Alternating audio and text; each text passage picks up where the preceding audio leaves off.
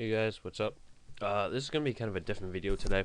I'm just gonna go through my theories of what I think my problem with my transmission is and what I think your problem, depending on if you're kind of having the same problem, the different kind of solutions that may work for you.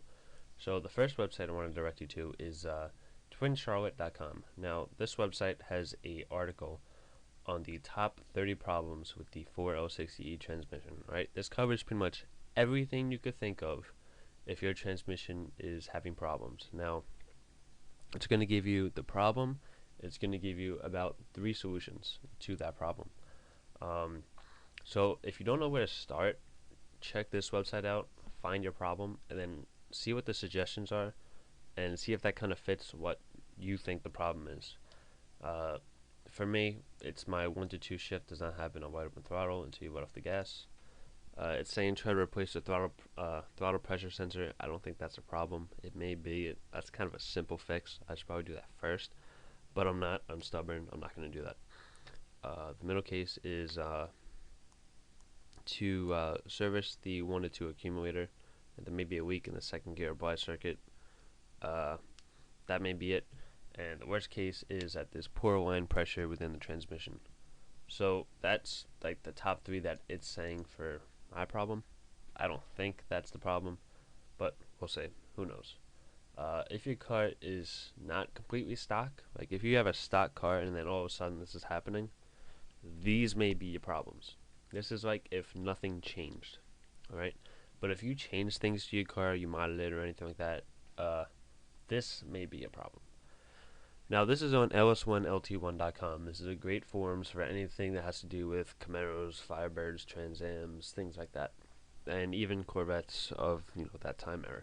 Now in here I found the table for the stock 273 gear car for the throttle pressure to mile per hour table.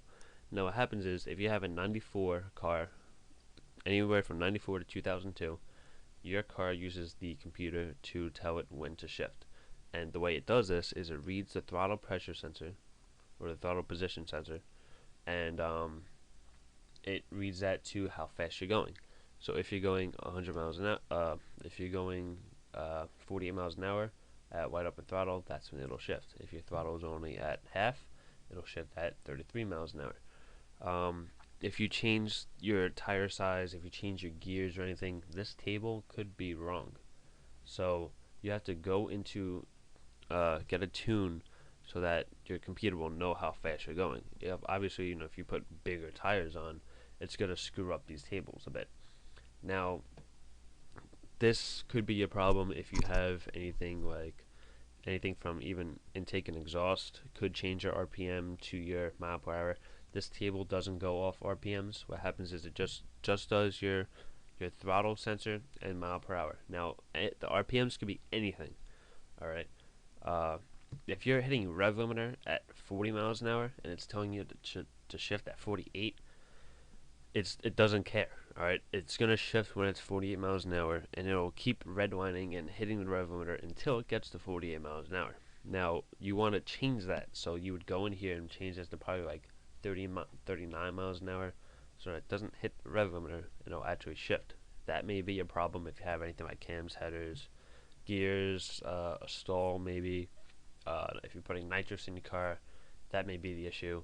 Anything like that could solve the problem. Unfortunately, if you have a 94, 95, or 96 car, you have an OBD1 style computer. If you have a 93, this does not apply to you because your computer does not control the shifting. But if you have a 97 to 2002, you're gonna have a easier solution to this than those that have a 94, 95, or 96. What I mean by that is 97 to 2002, you guys are OBD2 computers, alright?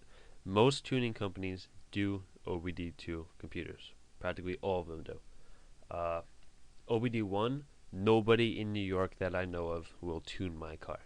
It's just the way it is. They don't even touch the thing. So if that's the case, you may have to go over to TunerCats and purchase software to tune your own computer along with the cables to connect to a laptop.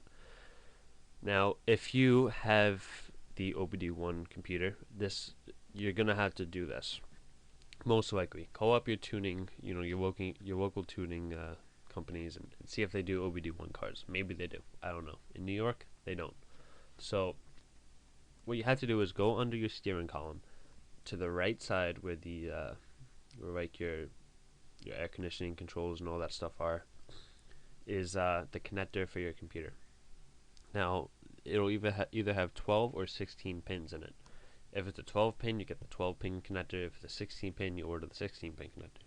The 16 pin is an OBD2 style, but it doesn't mean it's OBD2. So don't think just because you have 16 pins and you see OBD2 style doesn't mean your card is OBD2. You still have to buy the OBD1 software. Okay, so this may be a solution. You could change everything from RPM limiters to speed limiters to timing to even like the octane your card uses if you know what you're doing, to your shift points. So this could be your solution if that kind of modding thing is that if you have like a 2000, kind of in that range car, just call up your local tuner and say, hey, I got mods on my car, it's not shifting right, can you do a tune? They're like, yeah, sure, come in this day, it'll be this price. You can just go and they'll solve your problems easily. All right. The last problem that I think it could be is there's not enough pressure in the lines to actually shift the car. Plain and simple, buying a shift kit could solve the issue. This will make your transmission shift faster, harder, kind of give it that real kind of fast sports car feel, while also reducing the wear on the clutches and increasing the pressure. So maybe this could be a problem. You have to check with your local transmission builder and tuner to see if this is what you need. Right? Just call them up, say this is my problem. They'll guide you in the right way, but you kind of have to figure it out on your own. All right. So I hope this helps. These are like the top ways that I think will fix your problem. If you have any questions, just send me a comment or YouTube message. Follow me on Twitter. I'm on there all the time. I'll make a video if you request it on a certain thing. I'll be making videos about this car for a while. I'm gonna cover like every issue I have and every issue you may have.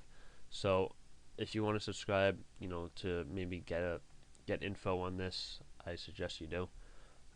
Just let me know if you have any problems. I'll make a video on it and I'll reply to you within the same day. So I hope this helps. If you have any questions, just let me know, and I hope you fix your issue. Alright, I'll see you guys later.